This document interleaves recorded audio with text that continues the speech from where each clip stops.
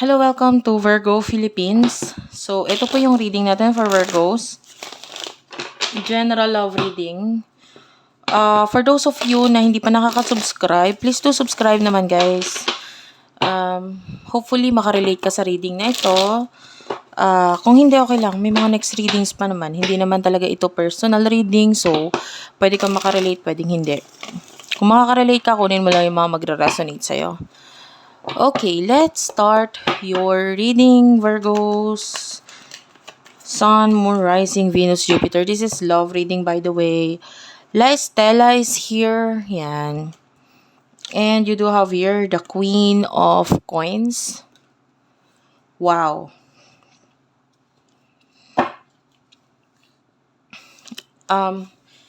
Gliamanti is here. Ayos lang ako ng upo, guys. At medyo ayusin ko lang yung aking stand. Okay. Sorry. Hindi pala siya talaga maayos kasi... Ay, wait lang. Wait lang, guys. I-pause ko lang yung video kasi buhol pala yung aking cord. Okay, sorry about that. Nagbuhol lang yung cord ko kanina. But anyway, at the bottom of the deck is the Gliamanti.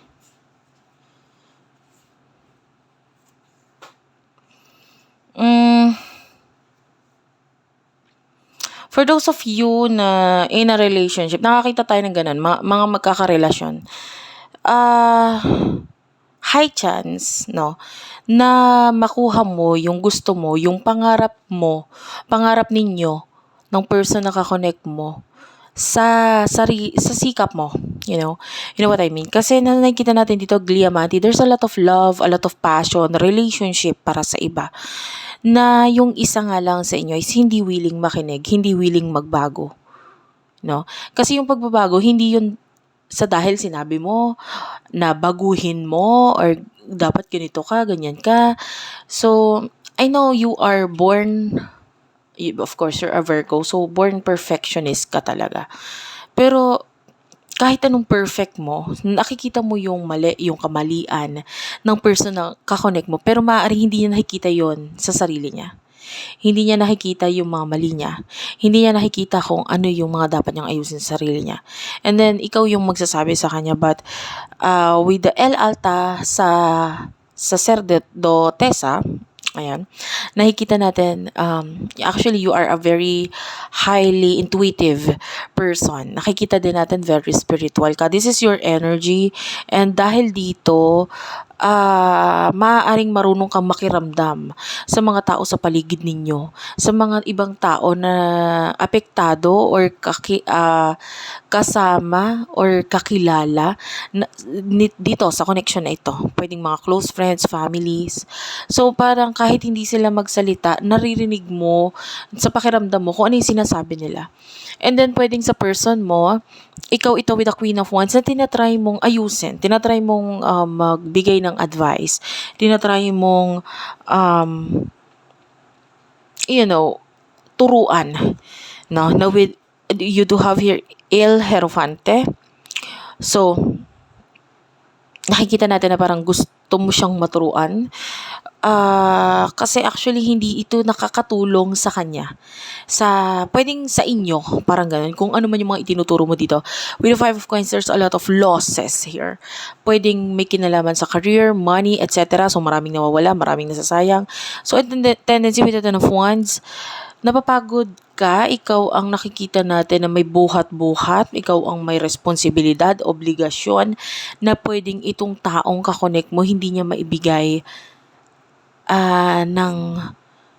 maybe nagbibigay naman siya, pero hindi katulad ng sa kung ano yung ibinibigay mo. So, yun yung nakukuha nating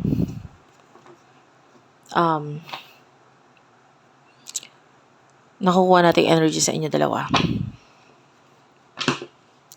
Kunin natin yung energy ng person na ito. Spirit guides, angel guides for our Virgos. Please, Sun or Moon, Rising, Venus, Jupiter, Virgo. Okay, person na kakonect mo, Virgo. Okay, pakakonect mo, yeah, you are really the the person na nakikita natin dito. With the Queen of Wands, yung iba sa inyo cross-watcher, no? Yung iba sa inyo, pwedeng ito yung side mo, yung kaliwa. Kasi yung side mo dito is supposed to be yung kanan. Pero yung person mo could be the left side. Ay, yung ikaw mismo ang pwedeng nasa left side. And then, pwede magkapalit-palit ang roles. Okay. You do have your Ace of Blades, Gemini, Libra, Aquarius, Aries, Leo, Sagittarius energy. So, sa nakikita natin sa side ng person mo, meron siyang mga plano. Pwedeng may mga ideas siya, nasa isip siya, na parang ito na yung plano niya. Hindi ko masabi kung ito ba ay sinabi mo sa kanya, ikinoment mo sa kanya, ikinwento mo sa kanya, or maybe plano mo rin. Okay, pwedeng ganun eh. Basta itong plano nitong person na ito, pwedeng may kinalaman ka rin doon. Pwedeng ikaw yung nag-suggest, ikaw yung nagsabi, or maybe ito yung pangarap mo, ito yung plano mo rin. No? Na parang itong person na ito yung plano niya rin. No? Ngayon, this person wants level up or sabihin na natin gusto niyang medyo mas mag-evolve. Pero sa ngayon, nakikita niya medyo mahirap pa yung sitwasyon. Nakikita niya rin ang sarili niya at ang connection ninyo na parang actually ang nakikita mo, dala mo ang lahat. Ikaw ang may ikaw ang lahat na nagbibigay mo lahat, pero yung person mo pwedeng nakikita mo parang kulang, hindi niya binibigay lahat, pero nakikita natin binibigay niya rin yung lahat. So maybe masyado lang mataas yung expectations mo kasi yung person na ito ibinibigay naman niya yung lahat, pero maybe hindi yung mga ine-expect mo sa kanya, pero at least ang nakikita natin binibigay niya lahat. Okay, nakikita niya rin yun sa sarili niya. So, ano yung mga nasa isip niya at ikaw sa connection na ito? Ano yung nasa isip mo? Tingin mo sa kanya or what? I don't know kung ano yung meron sa relasyon ninyo, connection ninyo. But a high chance that there's a relationship here. Kung walang relationship, then maybe partnership. Nakakita tayong ganun. Il Mato is here. 10 of Cups. Okay, so sa nakikita natin dito, kung ano man yung mga nangyari in the past, I feel like ini-end mo na yon with the 10 of Blades. Tapos na. Yung mga pag-aaway, hindi pagkakasinduan, pagdududa, etc. In-end mo na yun eh.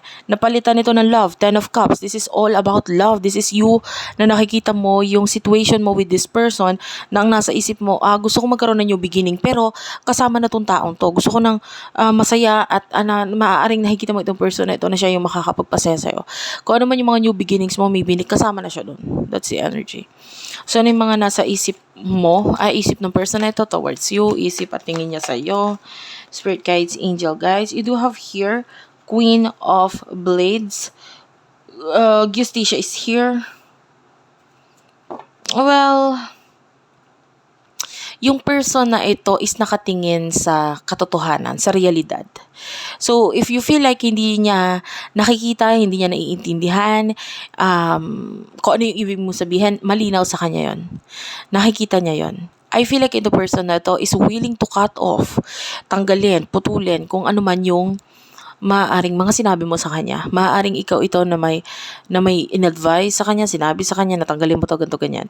And part of your person is nakikita niya ikaw ay bossy, ikaw ay manipulative, pero lahat ng I'll tell you the truth. Alam niya sa sarili niyang tama naman talaga. Tama 'yung sinasabi mo. Oo nga naman. 'Di ba? And with the Page of Blades, this person is quite immature. So, ang isip ng person na ito is, mahal ka niya, but maybe may time din naman siya na gusto niya ibigay sa sarili niya. Hindi naman ibig sabihin na nagbigay siya ng time sa sarili niya ay hindi ka na niya mahal. So the energy of your person is, mahal ka niya, pero maybe there is this, maybe day off sa sarili niya na, teka lang, ako muna, sarili ko naman, ganun. May ganun yung person na ito. Emotions, let's talk about your emotions. Spirit guides, angel guides, emosyon. Yun yung dalawa ng person na ito. Guys, may nakikita ako dito na ano tawag dito? May nakikita akong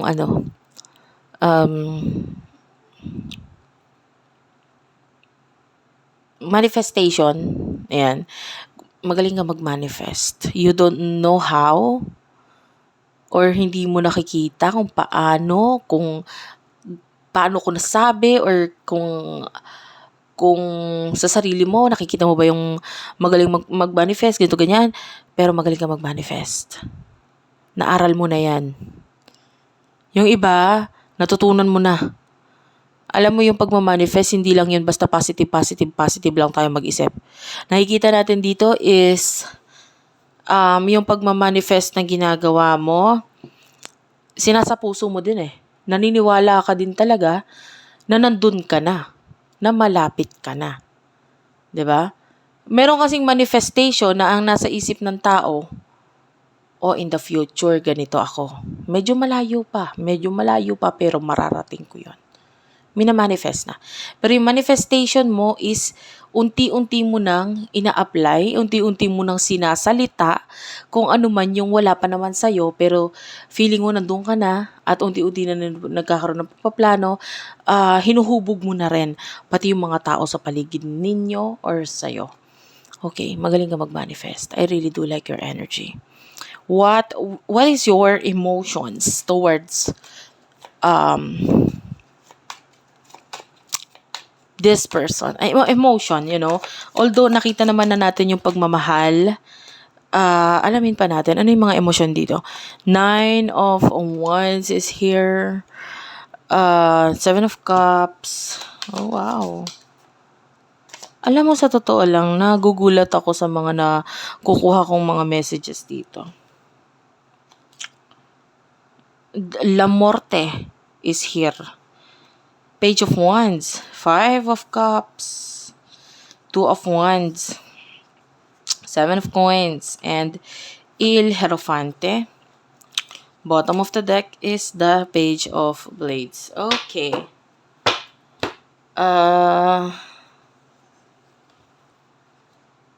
Okay, lumalim. Mararamdaman mo to. Yung pagmamahal na naramdaman sa'yo ng person na ito is Ace of Cups. Actually, hindi lang sa kanya, pareho kayo. With the Page of Blades, so nakita natin na mas umangat, mas lumalim ang pagmamahalan niya ng taong ito. There's a lot of love. Ikaw, nakikita natin, mas nakakonsentrate ka nga lang sa dream, sa future, sa pangarap mo. And with the 9 of Wands, pwedeng sa ngayon, ang mas nakikita mo is yung mga problema, paano susolusyonan. Madali na para sa'yo actually. Kasi yung pinakamabigat na problema, napagdaanan nyo na ng person na ito. So with the 9 of Wands, magiging madali na lang kung ano man yung mga challenges na susunod pa para sa inyo. With the 7 of Cups, nakikita, ayan, you are manifesting again. You are manifesting again. And nakikita natin yung daydream mo, yung pagmamanifest mo, inilalagay mo na sa realidad. And then pagdating dito sa person na ito, in the future, mahal mo siya. In the future, nakikita mo ang sarili mong minamahal siya. And this person with the La Morte, with the Page of Wands, kung ano man yung mga nasabi niyang hindi maganda sa'yo, in the past, nakikita natin na nag-e-end na ito. Hindi na ito, kabaliktaran na ito ng kung ano yung totoo. So, kung nasaktan ka niya before, kung may mga sinabi siya sa'yo in the past, before, kabaliktaran na yun ngayon. Okay? Nakikita natin with the Il Hierophante na baliktad mo ang pag-iisip ng person na ito, nagawa mong baguhin, at with the 7 of Coins, ayan, with the 5 of Cups, 2 of Coins, nakikita natin na yung person na ito, medyo nahihirapan lang siyang hanapin yung kanyang balance. This person, na-realize niya, na kung gaano kaka-importante, kung gaano kakahalaga nung nasaktan kanya, or vice versa, nung nasaktan siya. Parang ganun. But, actually, this is like a lesson na nakita niya dito sa connection ninyong dalawa. Natuto talaga siya. I feel like ito ay mas masarap na pagmamahalan na hindi na katulad noon. What will happen in the future for the both of you, Spirit Guides, Angel Guys? Okay, in the future, we do have here the 3 of Cups, the Page of Blades. Okay. Actually, nakakita ko ng pagta-travel dito kasama ang friends, family in the future. The 10 of Blades is here. What's with the 10 of Blades? Why is the 10 of Blades of Blades here? Knight of Wands, Ace of Cups. Ayan, punong-puno ng pagmamahal. 10 of Blades, El Emperatriz. Wow. And the 4 of Wands. Okay. So, nakikita natin dito kung ano man yung natatapos in the future, it is may kinalaman sa paglayo or with the Knight of Wands. I feel like pwedeng yung person na to is may plano in the future na may kinalaman sa pagta-travel or what. Pero with the El Emperatrice, mas nakikita natin ang stability. Nakakita ko ng pag-move or paglipat, paglayo, pag-move, pag-transfer ng tahanan. Yung iba, kung ito ay career, pag-transfer ng career. Pero mas magiging mas maganda, alam mo yon. Actually, yung iba hindi pag-transfer but rather maybe a new beginning with the Ace of Wands, Ace of Cups and La Luna. Pisces energy. Alin man doon. But there's a new place, may bagong lugar kung saan bubuo kayo ng bagong pangarap, bagong pag-asa kasama itong person na ito in the near future. And kung ano man yung 10 of Blades dito, maybe it is something na matatapos which is ang pinaka I feel like yung mga paghihirap or kung ano man yung mga advice sa inyo in the past na dati advice lang, maaaring in the near future malalagay na ito sa realidad. Okay, thank you for watching guys. I love you all and bye-bye.